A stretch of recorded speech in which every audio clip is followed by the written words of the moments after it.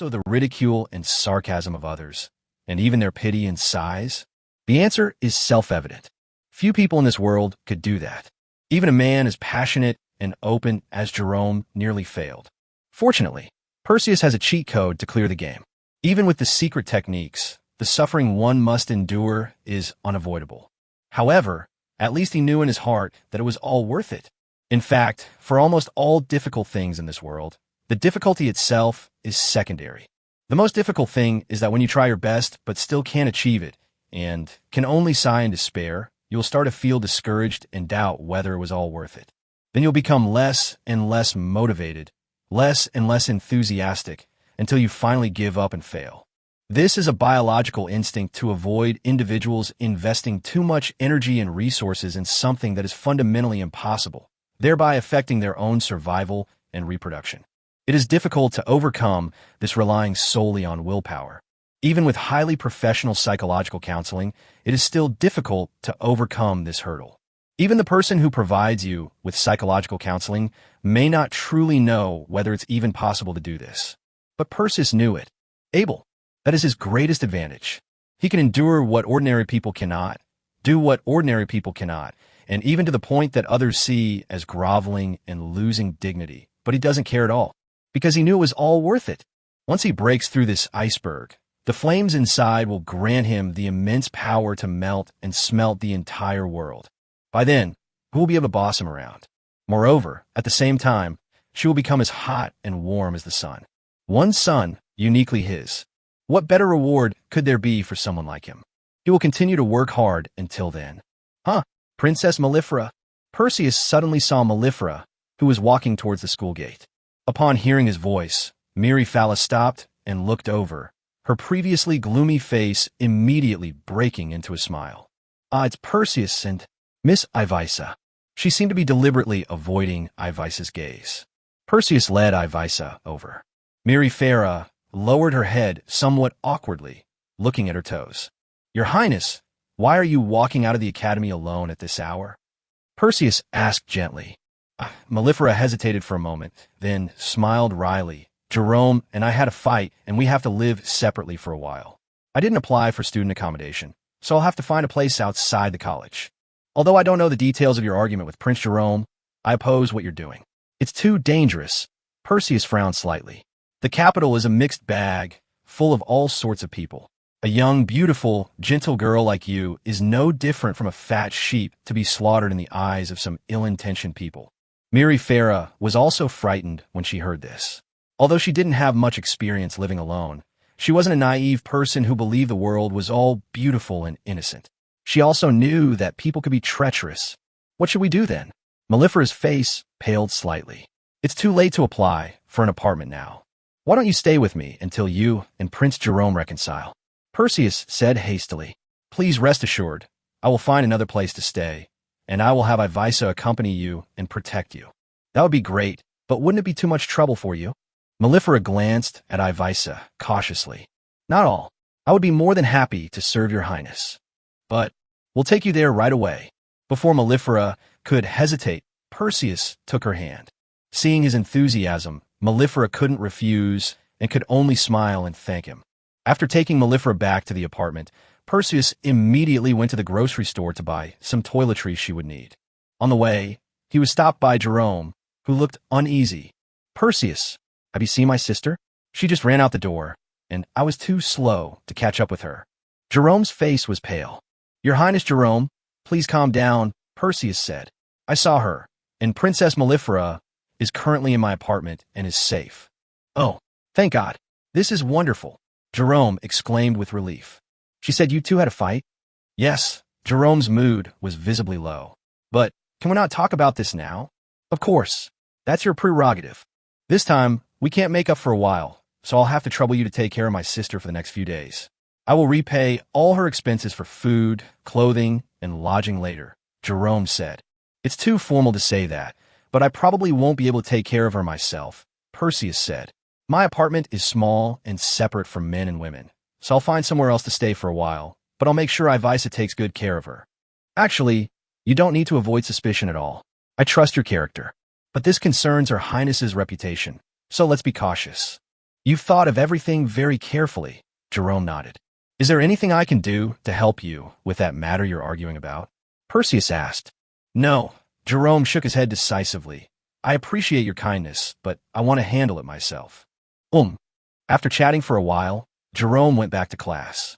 After bringing the purchased items back to his apartment, Perseus returned to the classroom with the two girls. After class, he approached Winnie with a serious expression. That night, he and Winnie returned to her apartment. Chapter 55, A Special Gang. Winnie's faculty apartment was much more spacious than his shabby single room. It has a living room, a kitchen, and even a balcony. The balcony is full of flowers. It seems this woman has quite a life. Thank you again, Ms. Winnie, for taking me in, Perseus said sincerely. No need. I told you before that you could come to me if you had any difficulties, but so much time has passed, and you haven't come even once. I don't know if you really don't have any difficulties, or if you think I'm a useless teacher. Winnie glanced at him. It's just that things have been relatively smooth lately. I've just been lucky. Really, that's perfect. I can see you're living a very comfortable life, surrounded by beautiful women. You're much better than your older brother in that respect. On this topic, Perseus could only smile.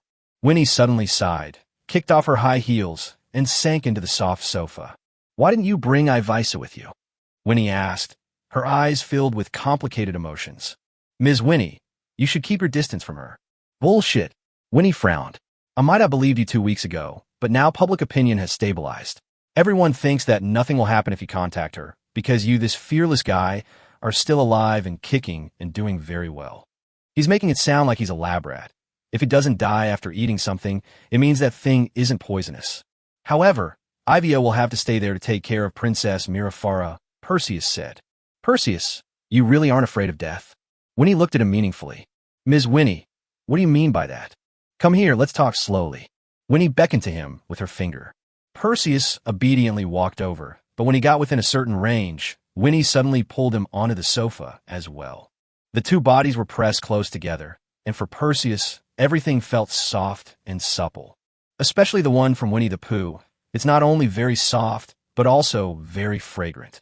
Not only did Winnie not avoid the situation, she put her arm around his shoulder, bringing their heads almost touching. With every breath, his nostrils were filled with her rich, natural scent. Thanks to Helen, Perseus is now a worldly person. Otherwise, he would have made a fool of himself in this situation.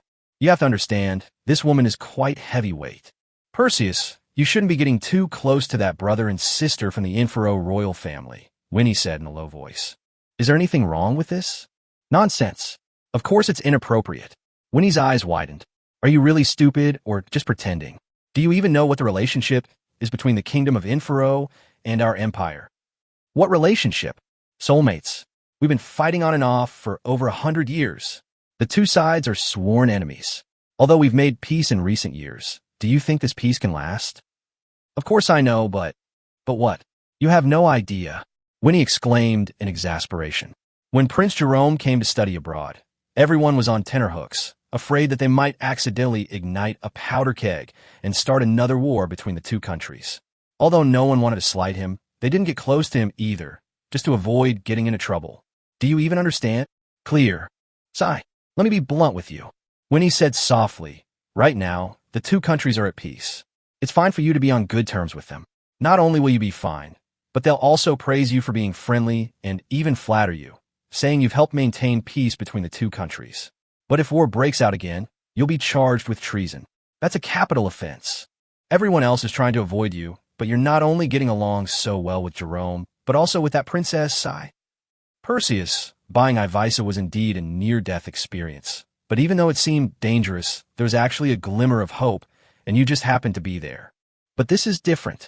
There's no way out, only death. You should sever ties with that brother and sister as soon as possible. Otherwise, it won't just be your death, but Ivia will also be implicated. Oh, I see. Perseus watched Winnie silently until she felt awkward. Ahem.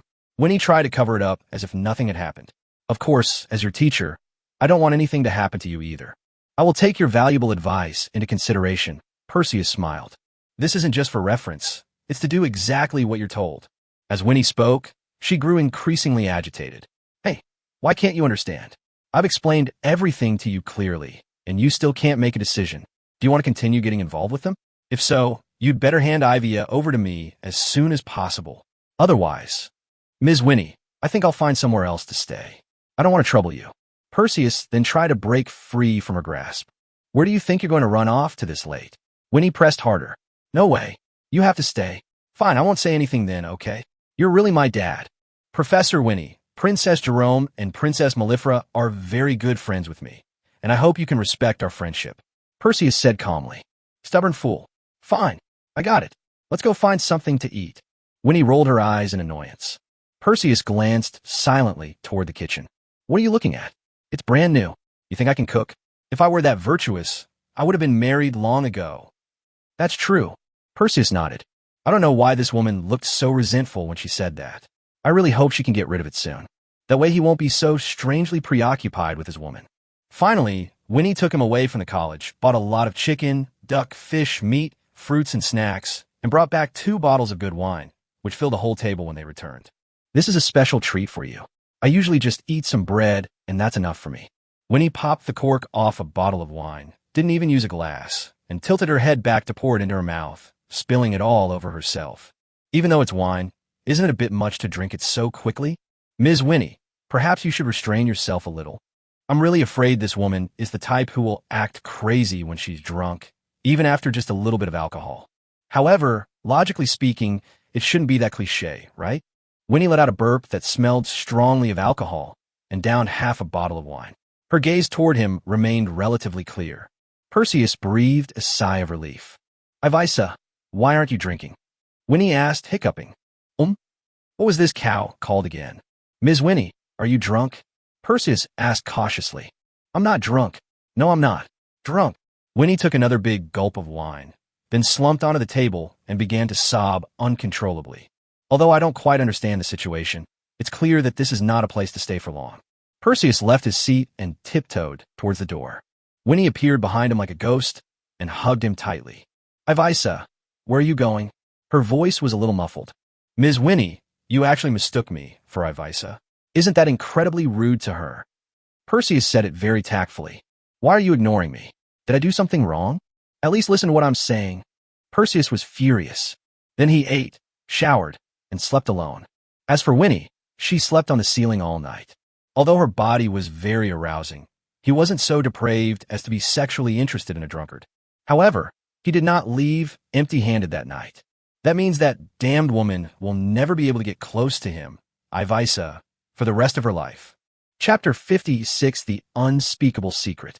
In the morning, Winnie woke up in her own bed, as usual, and found herself feeling inexplicably relaxed and comfortable. It's been so long since I've felt this way. Strangely, she seemed to have lost all memory of last night. And there's a kind of indescribable pain in my chest. Ms. Winnie, are you awake? Someone knocked on the door. Winnie suddenly remembered that she seemed to have brought a man home last night. Could it be that? Winnie's face changed instantly.